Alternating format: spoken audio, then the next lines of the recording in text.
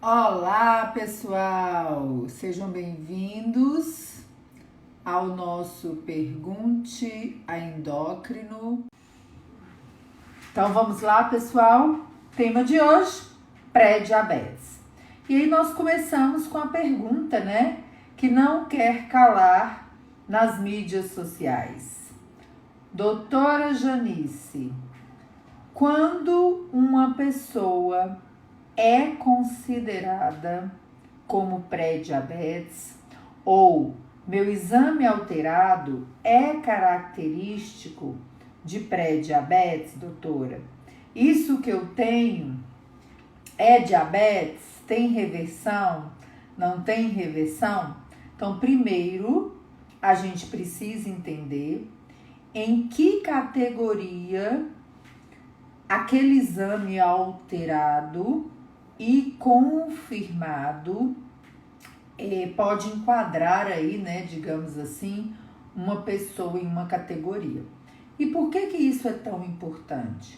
Porque tem muita gente zanzando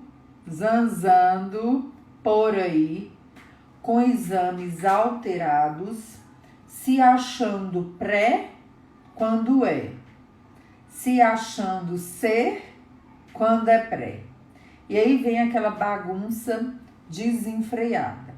Então, primeiro a gente precisa entender os números, né, que a gente vê ali na palma da mão, para que a gente entenda o que pode ser, o que não pode ser. Então, quais são os exames que a gente realiza hoje na prática clínica para dar diagnóstico de diabetes?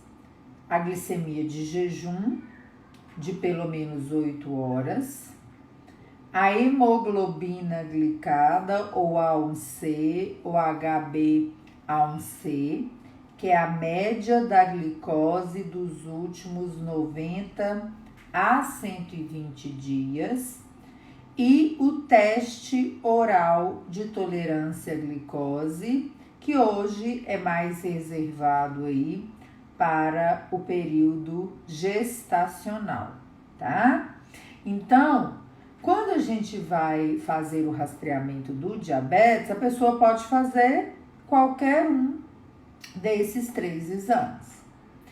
Ah, Janice, se eu fizer só um e der pré-diabetes ou característico de diabetes, isso é suficiente para eu sair arrancando meus cabelos por aí? Não. Todos os exames alterados precisam ser confirmados, tá? Então, se você fez uma glicose de jejum e ela deu acima de 100, normal da glicose de jejum é até 99. Se você fez o jejum direitinho, né? Você não roubou do laboratório, né? Porque tem gente que gosta de roubar do laboratório para fazer teste, né? Você sabe disso? Tem gente que fala assim, vou fazer um teste. Vou tomar um café aqui para ver se realmente esse exame meu é alterado. Fica fazendo teste não, meu povo. Faz o exame direito, né? É melhor fazer o exame direito. Então, se você vai lá e colhe uma glicose de jejum de pelo menos 8 horas, sem estar, né, gente? É importante não estar doente, não estar usando um corticoide, né? Fazer em situações de vida que a gente chama aí, né, de normal, dias normais, habituais.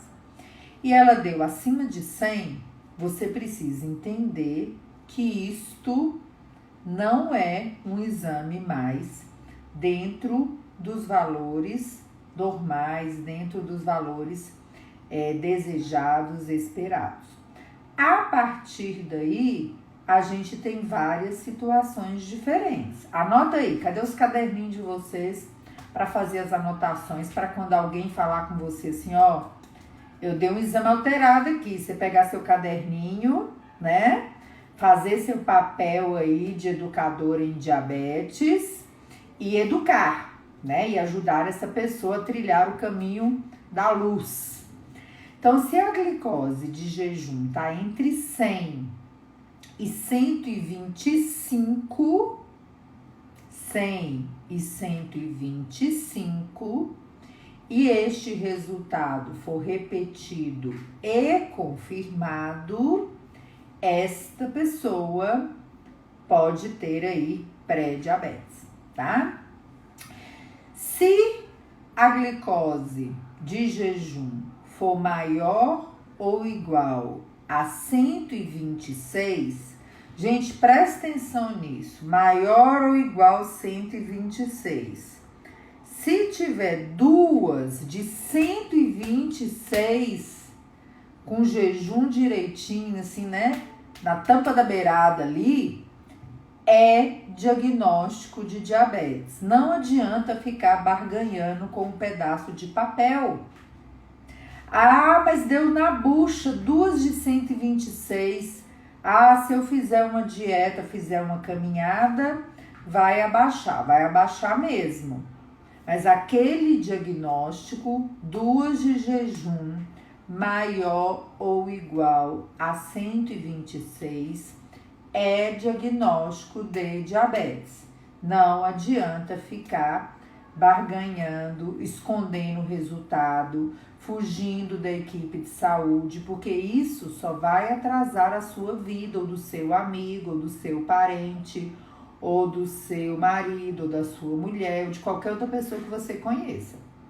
E quanto mais atrasa o diagnóstico, mais difícil no futuro é equilibrar as coisas.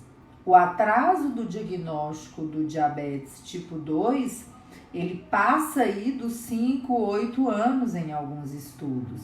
E não é porque as pessoas não fizeram exames, é porque geralmente elas desconsideraram aquele resultado que elas estavam vendo, tá? Então, decora. Duas de jejum maior ou igual a 126, diabetes. 100 a 125, pré-diabetes. Hemoglobina glicada ou A1C. Qual que é o valor normal? Até 5,7%. De 5,7 a 6,4, pré-diabetes. Maior ou igual a 6,5, 6,5% é diabetes. Tem que repetir e confirmar, ou repetir e confirmar, ou ter mais um teste alterado. Ah, Janice, então você está dizendo que se o médico me pediu uma glicose em jejum e uma hemoglobina glicada, e a glicose de jejum deu 126 e a hemoglobina glicada deu 6,6, isto é diagnóstico de diabetes? É diagnóstico de diabetes, tá? O teste oral de tolerância à glicose, que é aquele teste que você vai no laboratório, colhe a glicose de jejum, toma o copo, né, da glicose anidra ou destrozol, que é um meladão, fica ali sentadinha 2 horas esperando e colhe o sangue novamente. Se a glicose 2 horas depois der entre 140 e 199, é pré-diabetes. Se der de 200 para cima, é diabetes. Então, a combinação de dois alterados, ou o alterado repetido e confirmado, fecha os diagnósticos, tá? Então, se você tem uma glicose alterada, se você repetiu e confirmou sobre condições normais. Por que sobre condições normais? Porque o povo gosta de se enganar, né, gente? A pessoa vai lá, vê um resultado alterado, por exemplo, 127. Aí leva um susto danado e quer repetir e confirmar o resultado fazendo uma dieta sem comer nada. Ou seja, isto é um teste certo de fazer? Não, não é um teste certo de fazer. Porque se você está tratando, vai normalizar. Mas será que isto para você vai trazer clareza para a sua vida? Vai trazer um entendimento adequado para o seu parente? Né? Porque o que às vezes a gente vê muito fazendo? Vai ali, faz um mês de caminhada, repete o exame. Aí a glicose, que era 127, passou para 99. Oba! Me livrei desse negócio aí, dessa glicose alterada. E aí esquece dos exames, esquece do peso, esquece da caminhada, vai embora curtir a vida. Quando volta, já não tá mais 127, né? Tá 227, 327. Então, não se engane com essa questão de exames. Traga clareza para a sua vida, para a vida do seu parente, para a vida do seu colega de trabalho, porque o pré-diabetes, né, quando é um pré-diabetes do tipo pro diabetes tipo 2, porque a gente também vai falar um pouquinho sobre isso, né, que existem aí umas confusões no dia a dia, realmente é a única fase, quando é o caso do diabetes tipo 2, que você pode voltar para trás, né? Você pode completamente ficar livre daquela situação na sua vida e prevenir o diabetes tipo 2, né? Então vale muito a pena que todo mundo entenda isso, para que você possa também ajudar as pessoas aí a ter essa clareza, né? E aí, entendido isto, a gente tem uma outra pergunta que é mais importante que exame. E quais são as perguntas que são mais importantes do que exames? É a gente entender quais são os fatores de risco para se ter diabetes tipo 2 ou pré-diabetes, obviamente, né? Porque você passa por um, como diz o povo, você passa por um para chegar no outro, né? Costuma ser assim.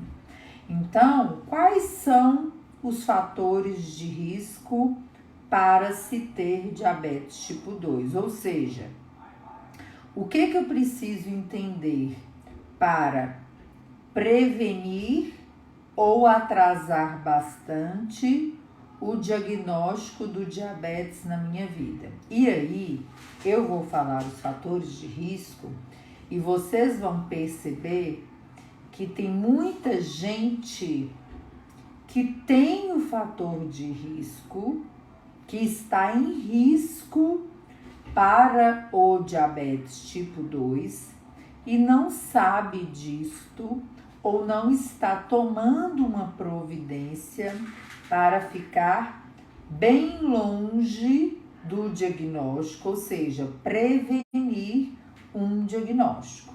Então vamos lá ver quais são os fatores de risco? Estar acima do peso, qualquer grau de excesso de peso. Ser sedentário, ou seja, todos vocês que não fazem exercícios físicos estão em risco de ter um diabetes tipo 2. Se você tem um parente de primeiro grau com diabetes tipo 2, né, pai, mãe, irmão e filho, você está em risco de ter diabetes tipo 2. Se você tem mais de 45 anos, você está em risco de ter diabetes tipo 2. Se você tem hipertensão, pressão alta, você está em risco de ter diabetes tipo 2. Se você já teve exames de glicose alterado no passado, você está em risco de ter diabetes tipo 2. Se tem colesterol alto, triglicérides elevado, HDL colesterol, que é o colesterol protetor mais baixo, você está em risco de ter diabetes tipo 2. Se você tem acantose nigricans ou nigricante, que são aquelas manchas mais escurecidas no pescoço, na axila e na virilha, que parecem sujeira tiririca, né, que o pessoal fala aqui na minha região, você está em risco de ter diabetes tipo 2. E se você tem uma história pregressa de doença cardiovascular, né, um infarto, um AVC, você também está em risco de ter diabetes tipo 2. Ou seja, quem aí ficou livre, gente? Quem aí ficou livre de ter um diagnóstico de diabetes no futuro?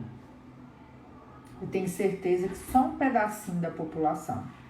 Por exemplo, a maioria das pessoas tem 2, 3 ou mais fatores de risco para o diabetes tipo 2, né? Então, o que é recomendado de rotina, tá? Todas as pessoas com excesso de peso, né, com índice de massa corporal acima do recomendado para a sua idade, ou tenha mais de 45 anos, precisam ser submetidas aos testes de rastreamento para saber se não tem pré-diabetes ou diabetes, tá? Se esses testes forem normais, eles podem até ser repetidos a cada 3 anos. Mas se esse teste der pré-diabetes, você precisa ser acompanhado por uma equipe especializada que entenda daquilo ali e repetir os seus exames pelo menos uma vez por ano, porque metade ou mais das pessoas que têm pré-diabetes evoluem para o diabetes em um período aí curto, viu? 5 a 10 anos que tá passando, ó, voando, né, gente? 5 a 10 anos está passando voando. E aí a gente precisa refletir o quê? Tem fator de risco modificável, né? Que é o quê? Se eu sou sedentário, eu posso mudar isso e fazer exercício físico. Se eu estou acima do peso, eu posso modificar isto, né? E fazer um tratamento. Se eu fumo, que é outro fator de risco, eu posso procurar um tratamento para parar de fumar. Se eu tô com colesterol muito alto, triglicérides muito elevado, hipertensão descompensada, eu vou procurar uma equipe de saúde e vou controlar. Tem outros fatores de risco que nós chamamos de não modificáveis, né? Você não tem como modificar a sua idade, infelizmente. Infelizmente, não tem, né? Você não tem como modificar a sua história familiar de diabetes. Você não tem como modificar, né, a sua raça aí, né? Porque dependendo da raça dos ancestrais, você também tem um risco maior para o diabetes. Então, quando você tem mais de 45 anos, quando você tem uma história familiar de diabetes, o que você tem que fazer se você não for bobo? Você tem que fazer mais ainda, fugir mais ainda do sedentarismo, fugir mais ainda do sobrepeso e da obesidade, porque é a forma que você terá de atrasar ou evitar completamente as alterações na sua glicose, né? Então, gente, se todo mundo entendesse isso, eu já posso dizer uma coisa para vocês com muita segurança. A história da sua família, a sua história com a glicose, a história do mundo com as alterações de glicose seriam muito diferentes. E a hora de começar, né, gente, é agora. Eu sempre falo isso aqui com o pessoal. Você vai desejar daqui 5 anos ter começado hoje a cuidar da sua saúde. E quando você está em risco para o diabetes tipo 2, para o pré-diabetes, se você tratar, se você fugir disso, né? cuidando da sua saúde, eu posso te garantir uma coisa: você também estará evitando, fugindo de várias outras situações, doenças, diagnósticos que estão vinculadas ao estilo de vida, né? A gente fala com muita frequência aqui, só o sobrepeso e obesidade estão relacionados a mais de 200 outros diagnósticos, né? E por que a gente preocupa tanto com pré-diabetes? Não é só porque quem tem pré-diabetes aumenta muito a chance de ter o diabetes tipo 2. É porque, gente, as consequências em longo prazo de se ter pré-diabetes e os fatores de risco para o pré-diabetes aumentam o risco cardiovascular. Não é só quem tem diabetes que tem um risco maior de infarto e AVC. Quem tem pré-diabetes também tem. Quem tem os fatores de risco para diabetes já cai no pré-diabetes, tem um risco maior de ter um infarto, tem um risco maior de ter um AVC, tem um risco maior de ser hipertenso, que aumenta mais o risco cardiovascular. Tem um risco maior de ter câncer. Vocês sabiam que o pré-diabetes aumenta em 15% em média o risco de ter um câncer de estômago, de intestino, de fígado, de pâncreas, de mama, de útero e por aí vai. O pré-diabetes está relacionado com o aumento do risco de Alzheimer também. Então, não é brincadeira a obesidade e o pré-diabetes. Não é olhar um exame e fazer de conta que você não está vendo, né? Então, isto vale para você que é cuidador de uma pessoa com diabetes e que às vezes esquece de você. Esses fatores de risco para o pré-diabetes, para o diabetes, também são fatores de risco para vários outros diagnósticos. E tem outra questão importante. Está aumentando muito aí no dia a dia os diagnósticos de pré-diabetes em crianças e adolescentes. Isto que eu vou falar agora vale para a criança e o adolescente e vale para o adulto também. O diabetes tipo 1, que é uma doença autoimune, onde há uma destruição das células produtoras de insulina, não é uma doença hoje prevenível, né? A gente não tem hoje como prevenir isto de forma clara aí ainda, né? Mas muitas crianças, adolescentes e adultos são diagnosticados como pré-diabetes, mas na verdade é a fase inicial do diabetes tipo 1. E é por isso também que quem tem uma glicose alterada, um pré-diabetes, não deve fugir do médico com medo de escutar o resultado.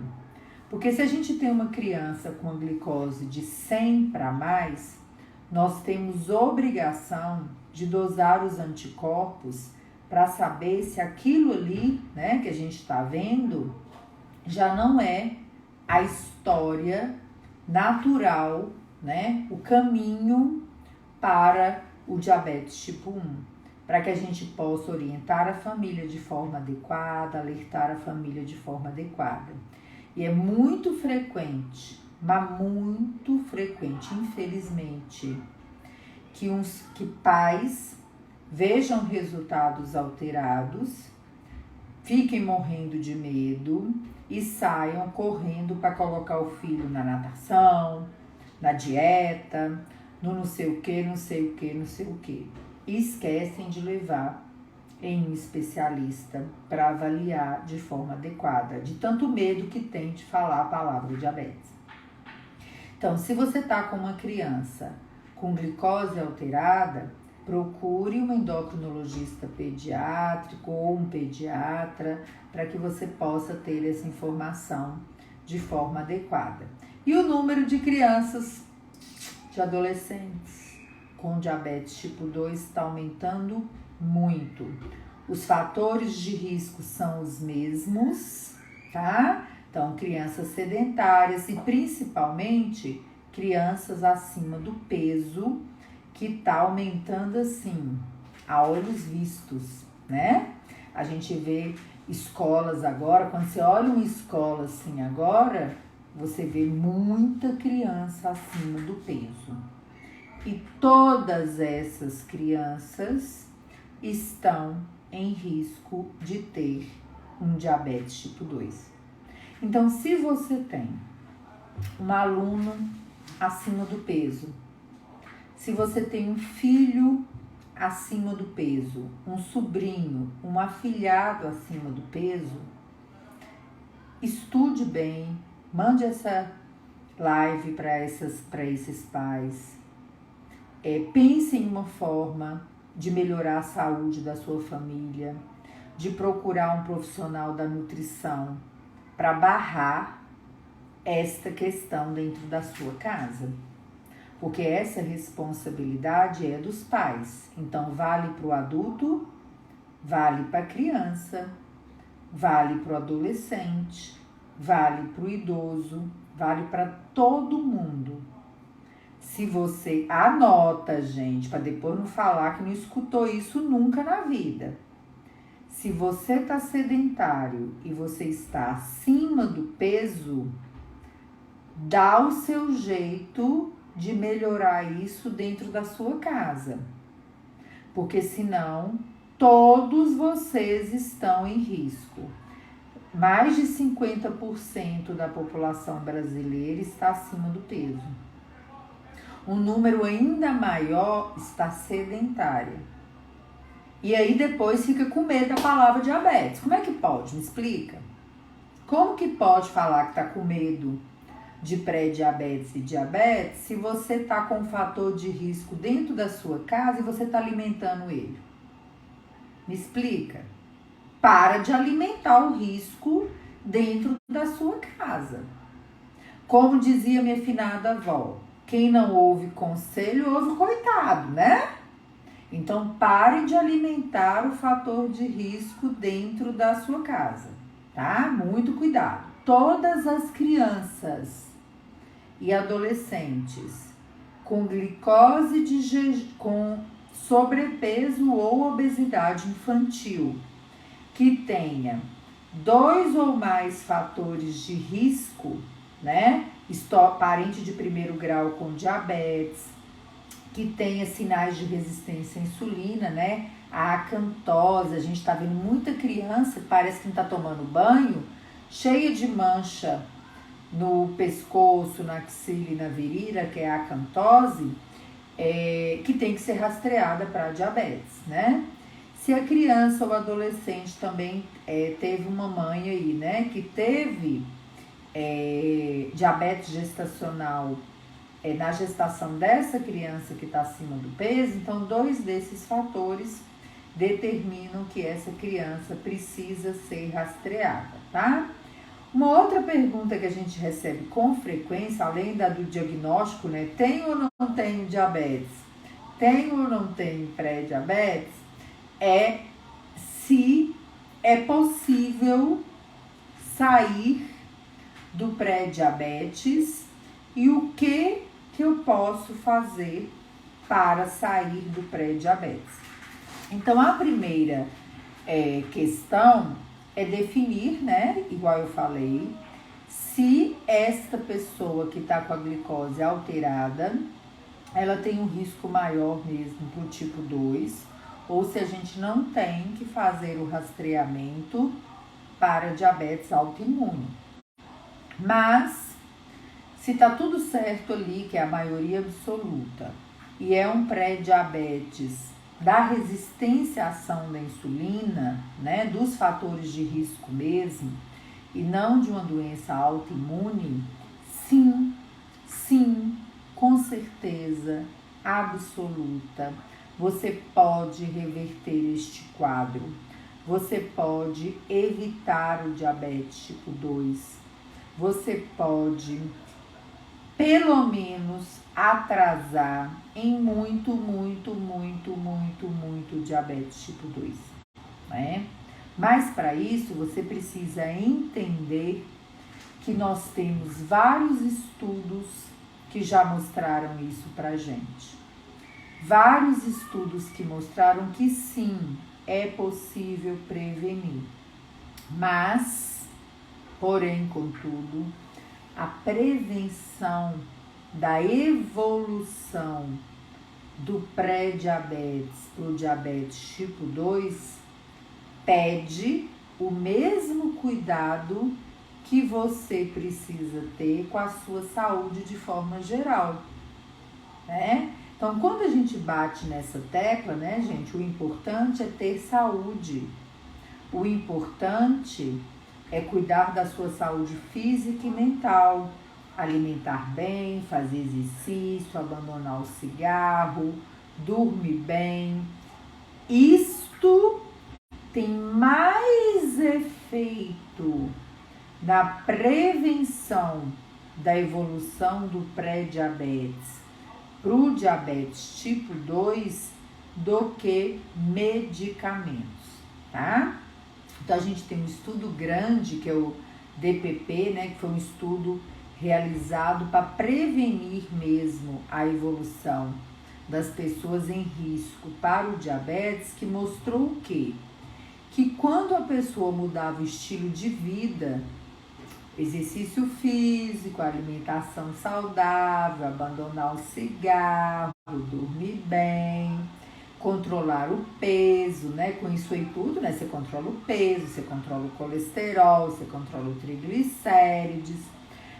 O atraso na evolução do pré-diabetes aí para o diabetes tipo 2 chegava em torno de 11 anos. E quando a pessoa só usava a metformina, que é o mesmo medicamento usado, maravilhoso, para o diabetes tipo 2, ela só conseguia atrasar a evolução em 3 anos e 4 meses. Então, não é verdade que tomar o medicamento apenas vai resolver o seu problema. Não é verdade.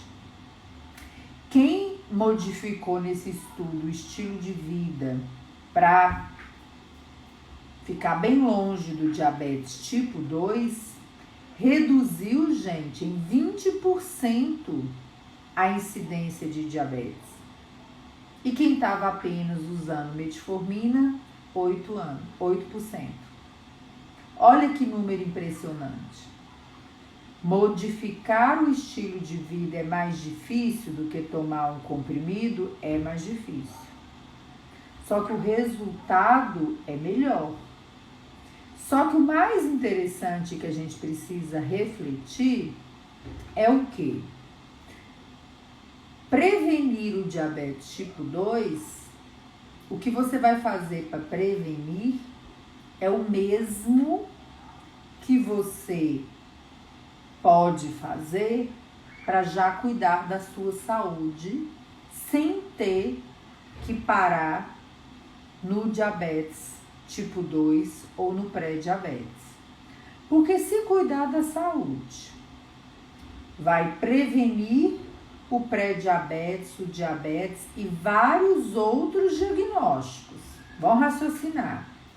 Se prevenir, cuidar da saúde física e mental, vai prevenir o pré-diabetes, o diabetes tipo 2, a doença cardiovascular e dezenas de outros diagnósticos, faz algum sentido você esperar um exame alterar, sabendo que você está em risco, para poder fazer a mesma coisa que você já poderia estar fazendo para ter saúde, gente? Vamos pensar, reflete, pelo amor de Deus.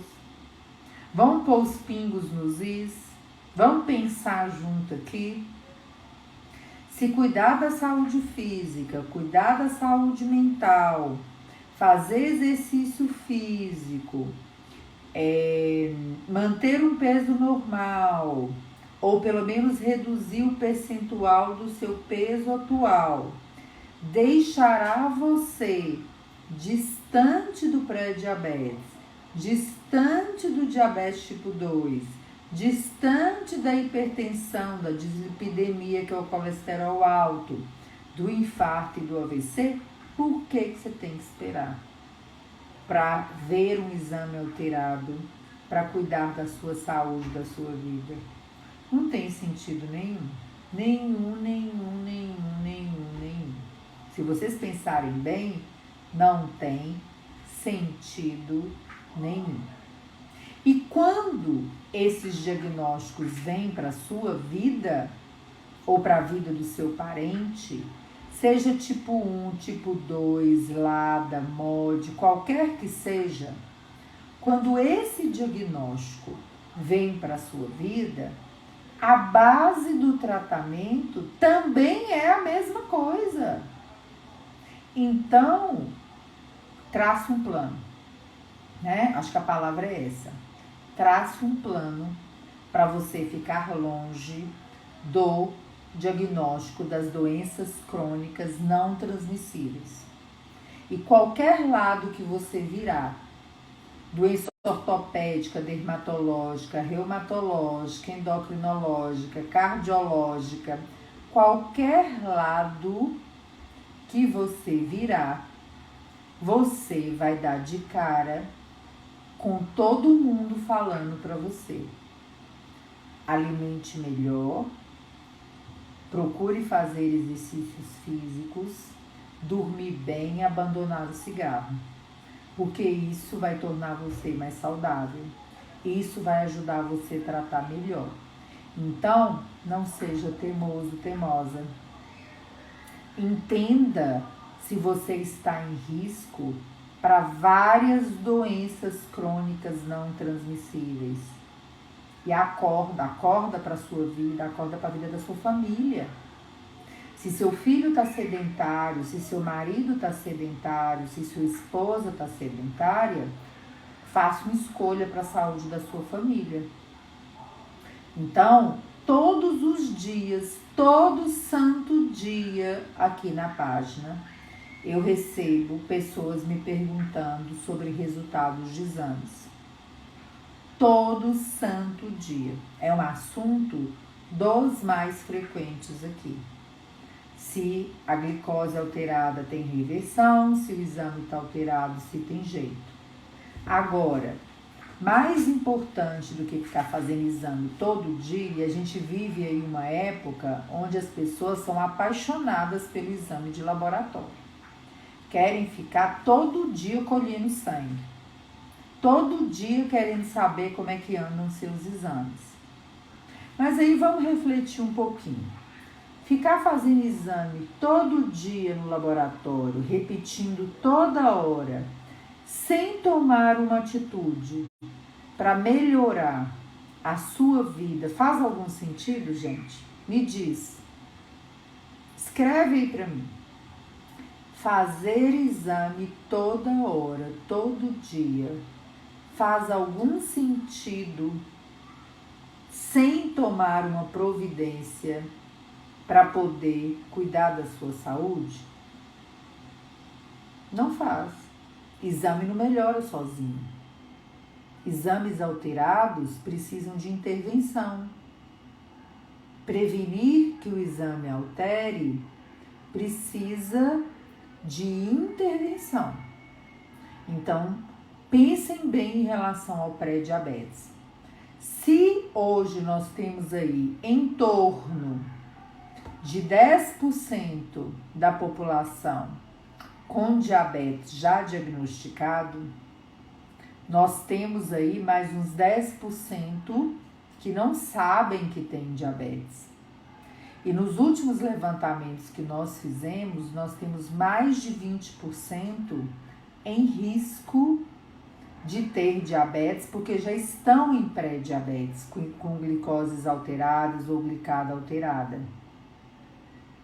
E nós temos um outro grupo que passa 50% acima do peso, que hoje é um fator de risco importantíssimo para o diabetes tipo 2.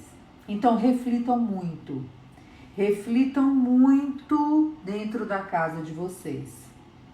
Se a atitude que vocês que têm alguma ligação com diabetes, ou porque já tem diabetes, ou porque é um cuidador de uma pessoa com diabetes, ou porque você é um profissional da saúde que trata pessoas com diabetes, se a sua atitude está condizente com a prevenção de uma parcela gigantesca da população que evoluirá para o diabetes tipo 2 no futuro.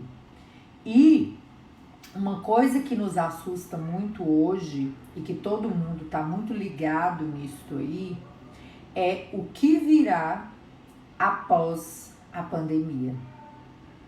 Porque os diagnósticos de obesidade, de diabetes tipo 2, de hiperglicemia, né, aumento da glicose pós-Covid, diabetes pós-Covid, aumento de outras doenças autoimunes pós-Covid, né, uma infecção viral que a gente ainda terá muito por aprender, muito para entender no futuro. Então, mais um motivo para que você fique de olho na sua família. Então, pensa bem, gente. Reflete bem, né? Reflete bem se investir somente na doença é inteligente. Reflita bem se não acordar seu marido, sua mulher, seus filhos, seus primos, seus tios, seus funcionários, seus vizinhos, seus amigos, para a saúde, não é muito mais vantajoso e barato? Porque tratar doença crônica não transmissível é caro. Tratar é caro. Prevenir sempre é mais barato. É sempre mais feliz prevenir, né? Então, a reflexão de hoje sobre o pré-diabetes, né, é para deixar salvo aí para todo mundo agora que me perguntar, eu vou mandar o link da live, né? Por quê?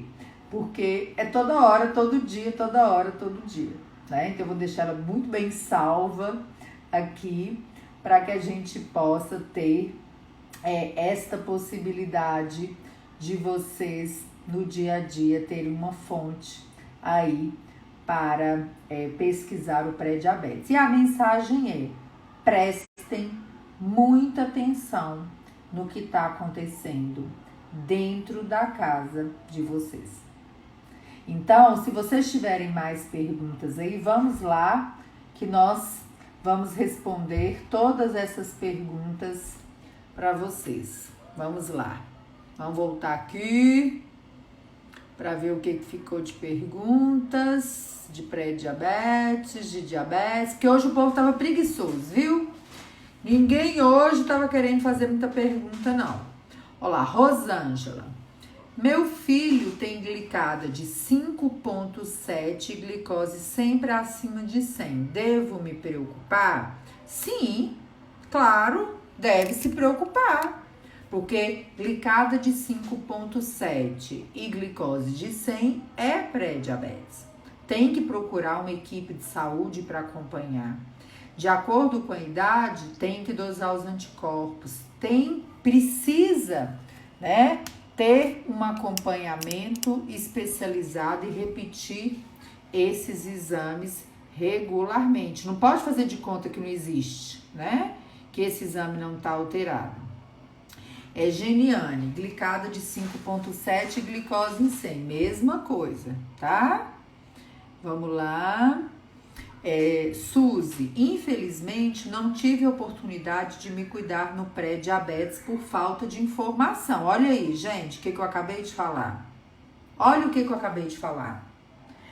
Quando você sabe os fatores de risco, é a hora que você pode agir dentro da sua família, na sua vida, para evitar o diabetes tipo 2, que é o único, né, que a gente consegue aí prevenir, né?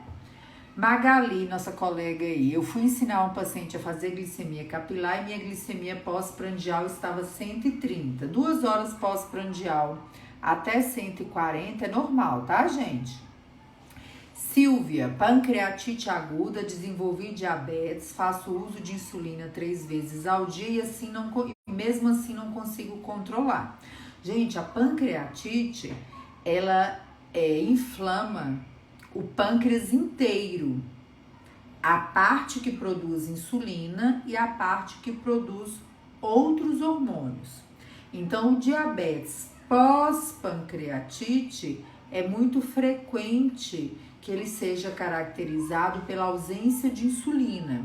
Então, a maioria dos pacientes com diabetes pós-pancreatite precisam tratar com tratamento intensivo do diabetes. Múltiplas aplicações de insulina por dia, insulina lenta e insulina rápida, basal e bolos de alimentação, tá? Então, contagem de carboidratos, aproveitando a contagem, gente, põe aí pra mim, quem é que conhece a contagem de carboidrato, faz contagem de carboidrato, coloca aí pra gente entender se a gente responde um pouco mais disso aqui. Elisângela, minha mãe e minha irmã têm diabetes. Tenho chance de ter? Tem fator de risco para ter. Só que é um fator de risco não modificável, né? Ou seja, você não tem jeito de tirar o diabetes de sua mãe e de sua irmã. Então, quem tem fator de risco não modificável tem que, lutar mais ainda nos modificáveis, né? Cuidar da saúde, ter peso normal, fazer exercício. Nós vamos aqui, né? Até o último dia nós vamos falar disso aqui, porque não é possível, né? Não tem jeito de falar de outro jeito. Infelizmente, eu queria dar uma outra solução.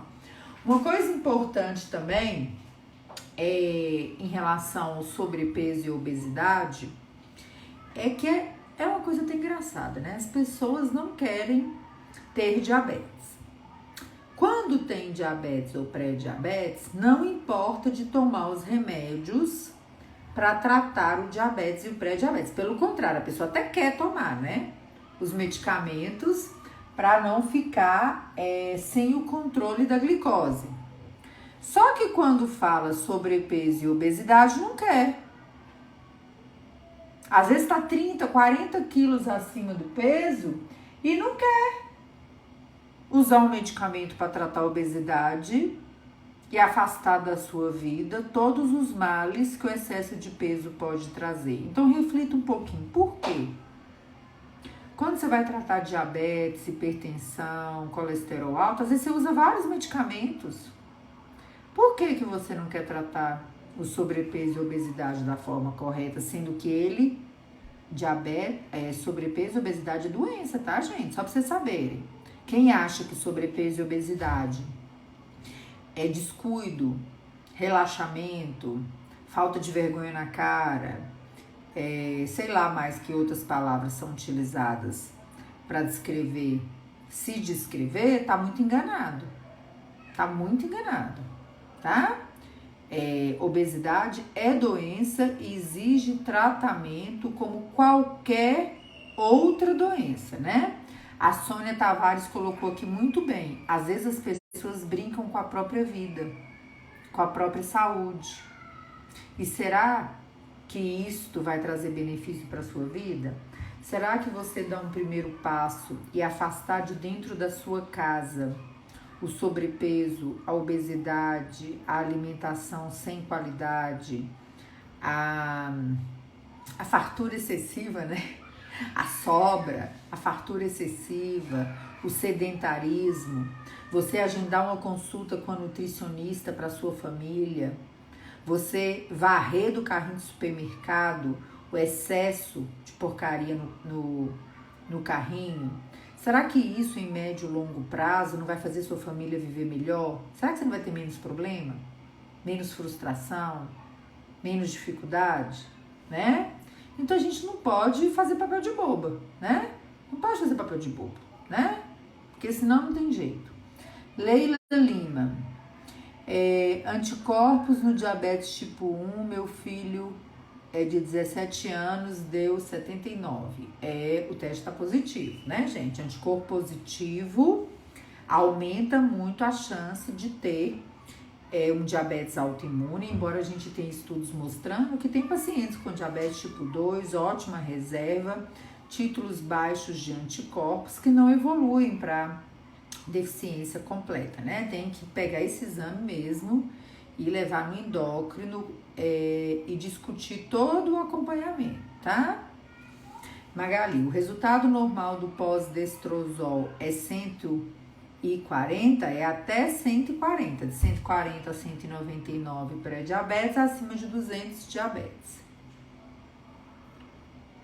Vamos lá, ver se tem mais perguntas.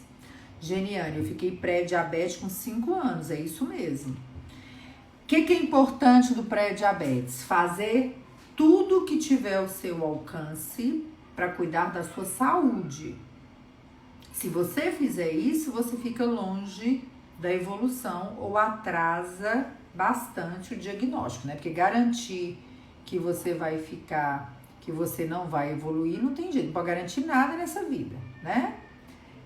Mas que você pode, por exemplo, eu tenho pacientes no consultório há 10, 15 anos com pré-diabetes, nem reverte, nem evolui.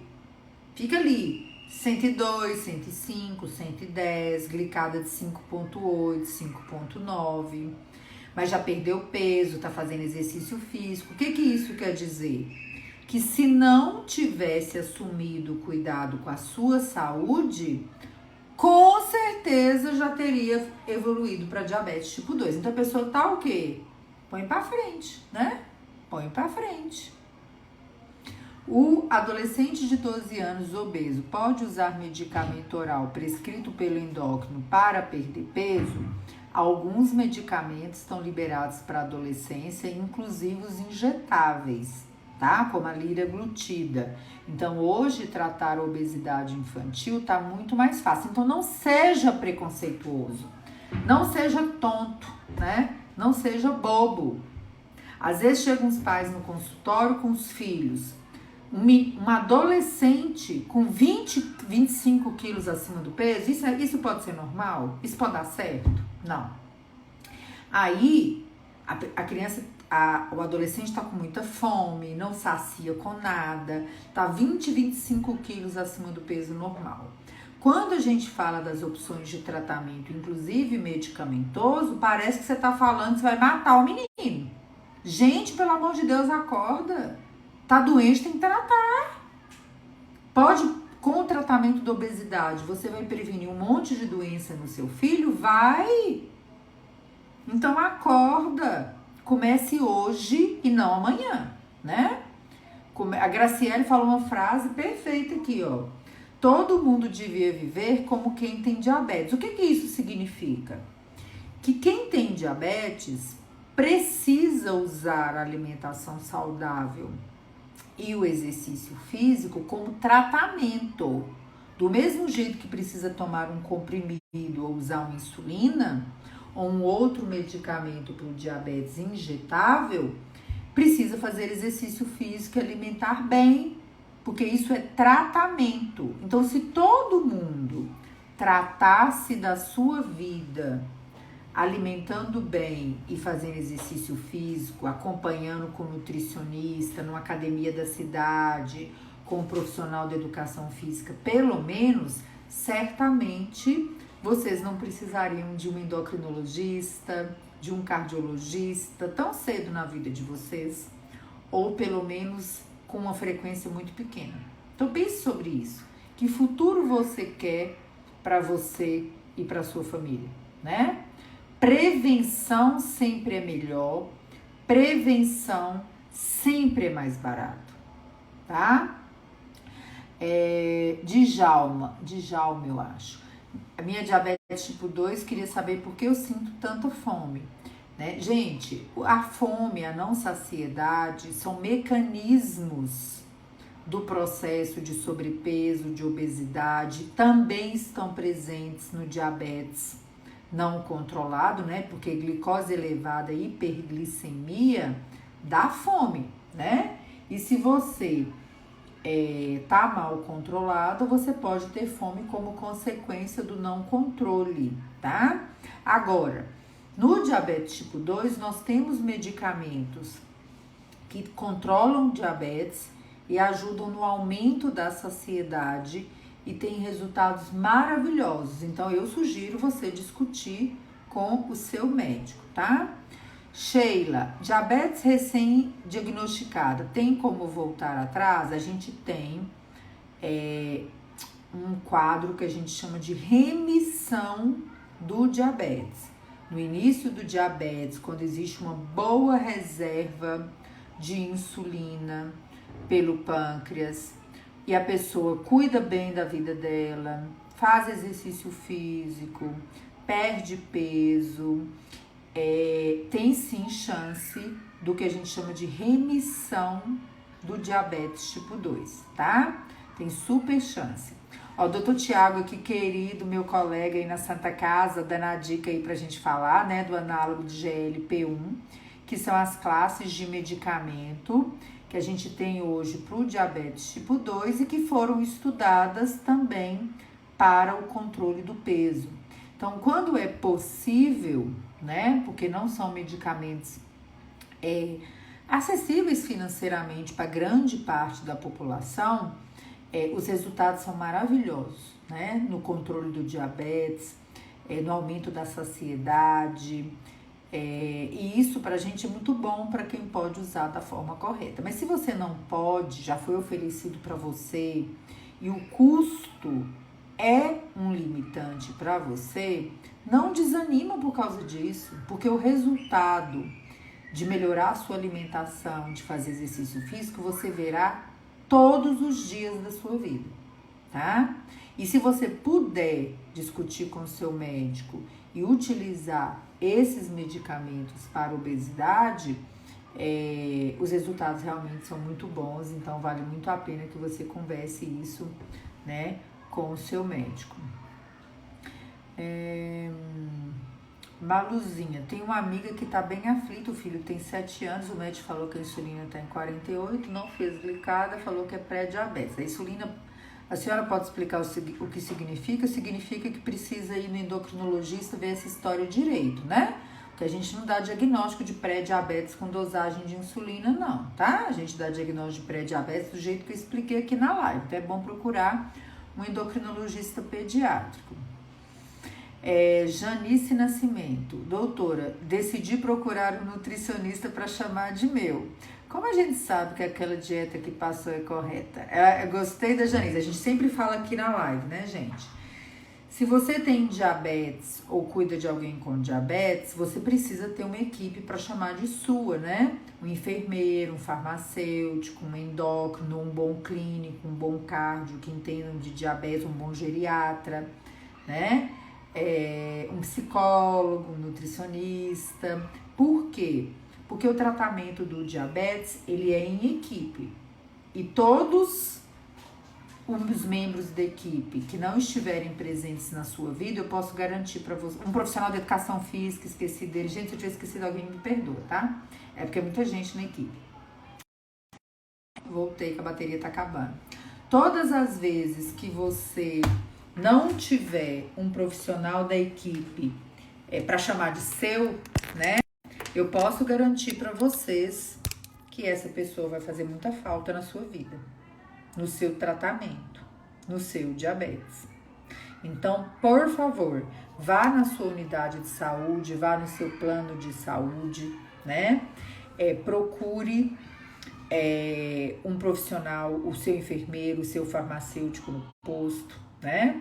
A Suzy tá aqui, aprendendo a fazer contagem de carboidratos. A Suzy é nossa aluna aí no curso Conte Kerbs, a Adriana também, Né? Tá aí, ó, eu faço contagem de carboidratos com meu filho que tem diabetes tipo 1, é aluna Conte Kerbs, aprendendo muito.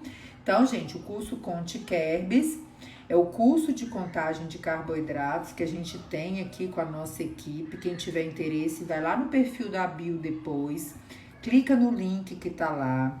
É um curso 100% online, né? Hoje nós já estamos aí, sei lá, com uns 10, 11 módulos, mais de 60 aulas, que é muito mais do que um curso de contagem de carboidratos, porque vai lá do que é diabetes até bomba de insulina, né? Então a gente faz um apanhado de conhecimento, aplicação de insulina, monitorização, bomba, terapia nutricional, todas as insulinas, metas de glicose, timing range, sensor, tudo da terapia nutricional, contagem de proteína, contagem de gordura, carga glicêmica, índice glicêmico. Então, a gente tem todo esse conteúdo no curso Conte Kerbs e nós temos as aulas ao vivo, temos os grupos de alunos para tirar dúvidas. Então, a gente faz uma caminhada no processo educacional de vocês, tá? Então, pessoal, aula de adoçantes também. Então, a gente tem todo